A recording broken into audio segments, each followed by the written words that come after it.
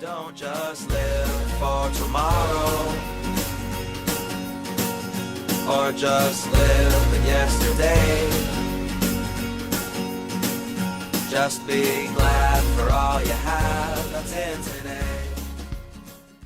Hey everyone, Connie here, and welcome to my blind reaction to Blood of Zeus Episode 4. So last time we found out, this is definitely going to be a Greek tragedy. We lost our mother character.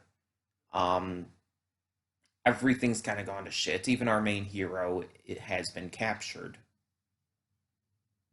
Things aren't going well. And, well, I mean, unless you're Hera.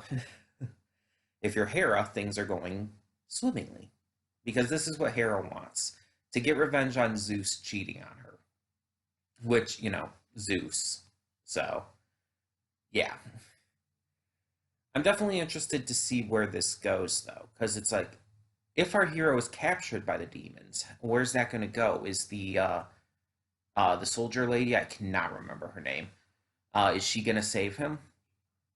Is something else going to happen? I'm interested. This is 8 episodes long, though, so we are halfway through with this episode. So, makes me wonder, like, exactly where the season is going to go and how quick things are going to start picking up. Because these first 3 episodes were all basically centering around one event with a little bit of backstory thrown in there, as well as just getting to know the characters. It was one kind of central focus, but now everything's kind of changed, so things could pick up a lot quicker. We could get a lot more locations, a lot more different characters and different plot points and whatnot thrown in there. Just like, take it, all of it. But yeah, I don't know what to really expect, because Greek mythology can get interesting and you never really know where it's going to go. So let's just get into it. Why waste any more time? So when the screen fades to black, pause this redirect and go to the description below. Follow the link to the reaction, and after you watch it, come back here to the redirect and resume play. Because after it fades black and then fades back in, everything from that point forward will be my afterthoughts and will contain spoilers to the episode. So, that being said, thank you so much for tuning in, and I will see you at the reaction. And we are back, and we'll begin with spoilers in 3, 2, 1, now. There's a lot of stories, a lot of movies, shows, games, yada yada, about Greek mythology that portray Zeus in a more positive light. The obvious example being Disney's Hercules, which portrays Zeus in a very positive light, as well as him and Hera having a very healthy relationship. I am glad that this series is not doing that. This series is portraying Zeus and Hera and all the gods in how they're portrayed in most of actual Greek mythological stories. Zeus is kind of a piece of shit. All of them really are bad in a lot of ways. None of the Greek gods are that great. There's some that are better than others, but that's about where you draw the line. They're better than others. But I really like that this is showing that, yeah, this is all Zeus's fault. Everything here is all on him. We're seeing this demon general. I don't remember his name. I'll get it down eventually. But we're seeing how tragic of a life he had because of Zeus. Because of Zeus fucking everything up and cheating on Hera with this queen, it caused horrible lives for both of the sons. For Heron, who had to basically survive in hiding as a pariah with his mother, eventually leading to his mother's death, at who he doesn't even realize is his brother's own hand. And then his brother ended up being like kind of having to live in hiding with his mother, with a fake mother, a surrogate adoptive mother,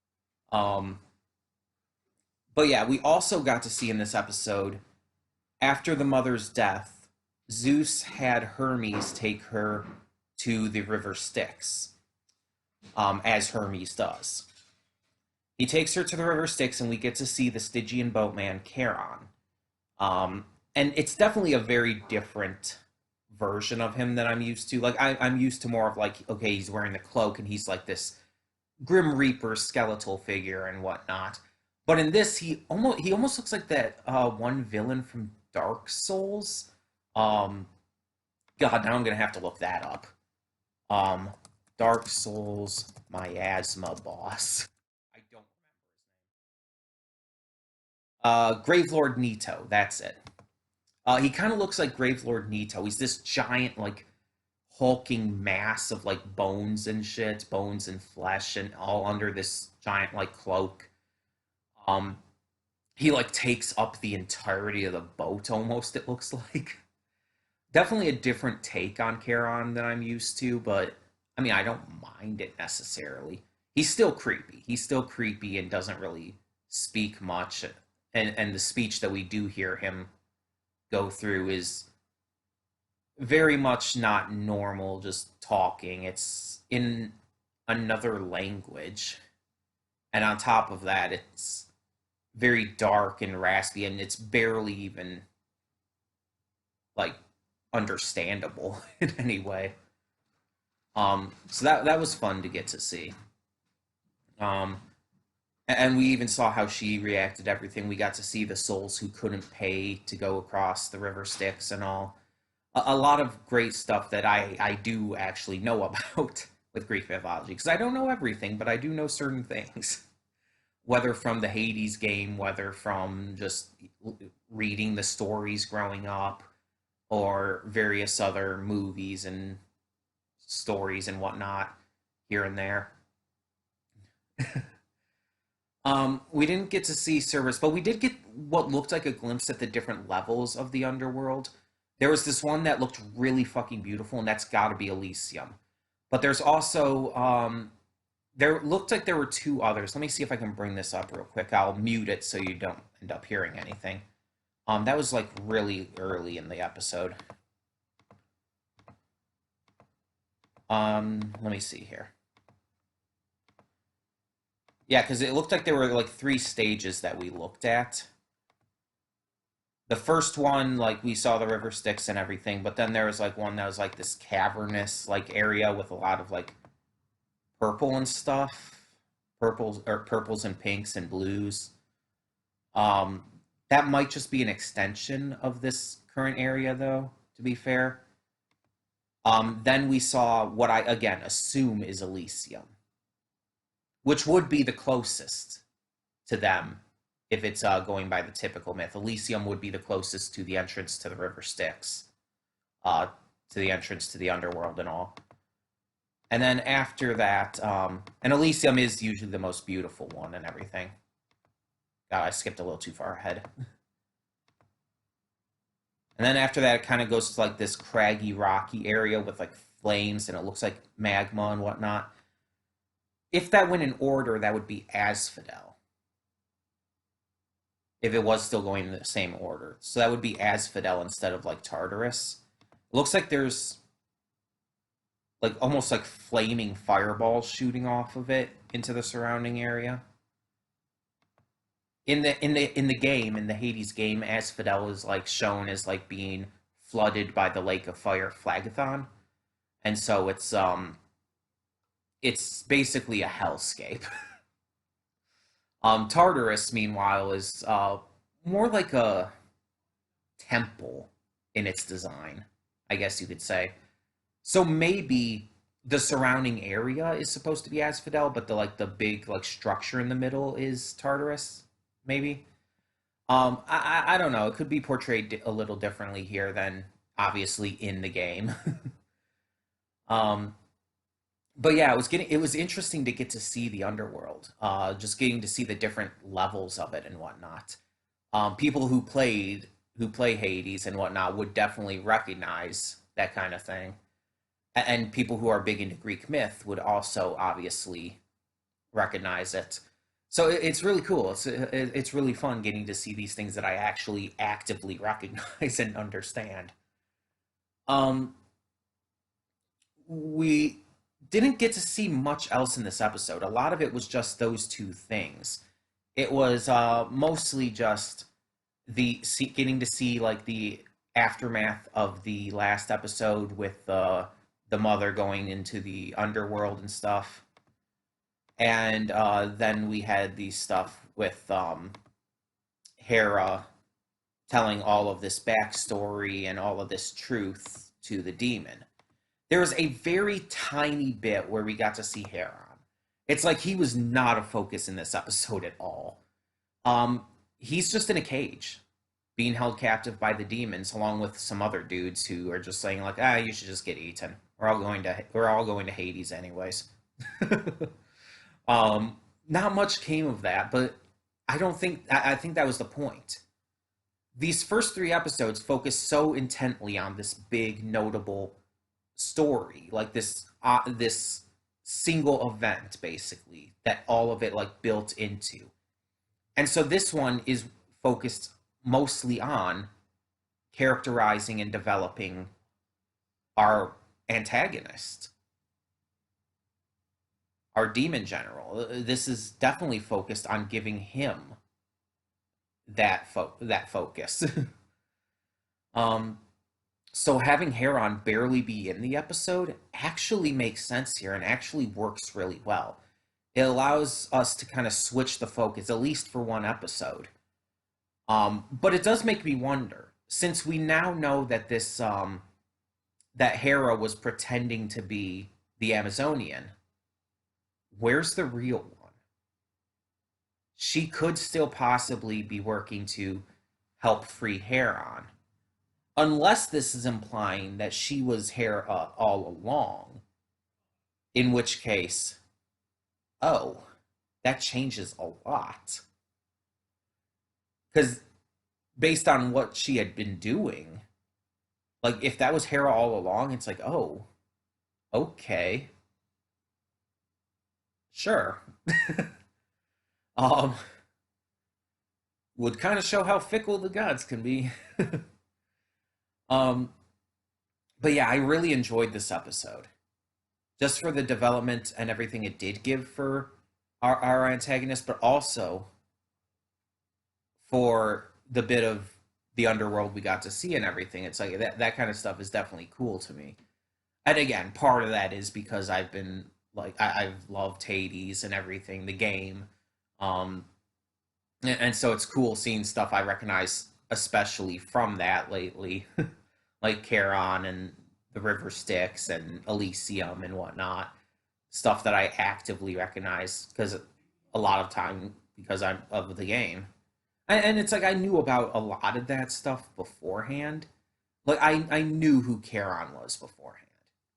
I knew about Tartarus and Elysium. I didn't know about Asphodel beforehand. Somehow, for specifically, I did not know about Asphodel, or I just forgot about it, which is also very possible with me.